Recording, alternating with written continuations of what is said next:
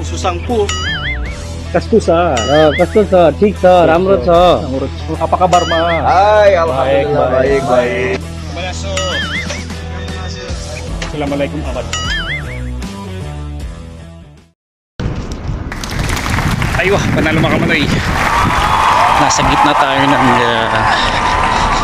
48 degrees ata ngayon. Summer dito sa Kuwait mga kamanoy. Today is July 2. Malapit na ang Independence Day sa Canada, or Independence Day ata sa Canada July 1, kasi sa America is July 4. Update sa Canada, wala tayong update sadly na wala tayong update, kasi nakausap ko na yung agent. Sabi niya ang lagi niyang reply lang mga kamanoy, praying, waiting. So walang specific time kung kailan darating yung visa natin.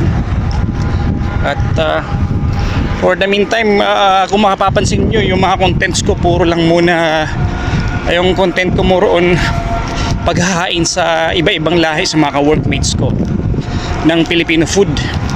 Yung concept niya parang Chucky's Kitchen, oo. Ang pagkakaiba lang is si Chucky more on Americans, ako Asians. So pinapatikim ko yung pagkaing Pilipino sa mga kasamahan ko sa trabaho. Mga nationality ay India, Nepal,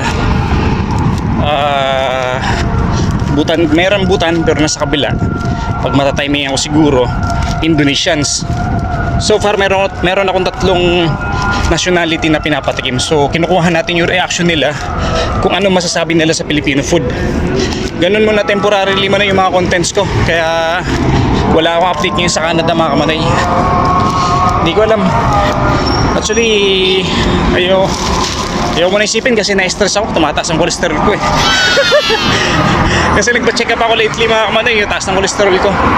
Sa level niya na 5, umabot ako ng 7.2. Kasi siguro, duda ko, kakaisip ko about sa application. Nandito tayo sa short ngayon mga kamanay. Papunta yan ng Mubarakia, Kuwait City. Dala ko itong Obi Halaya. Ito yung next na ipapakain natin ngayon mga kamanay, mamayang gabi. Lulutuin ko sa tindahan. Yung mga nakaraan ko, meron akong champurado, chicken adobo, arroz caldo, na lahat ay naging positive ang mga feedback sa Filipino food. Yes! Halos lahat. Parang pares din yung Chucky's Kitchen na maganda yung approach. Maganda yung feedback sa Filipino food. Kahit na itong mga Asiano ay mahilig sa spices o kumpara sa mga Amerikano. Okay. So yun lang mga kamanay, wala akong update sa Canada. Di ko alam kung kailan. Di ko alam kung matutuloy ako. Awan ng Diyos, bahala na kung saan ako papunta. Pero ang gusto ko na talaga, umuwi na. Sana maging okay ang vlogging.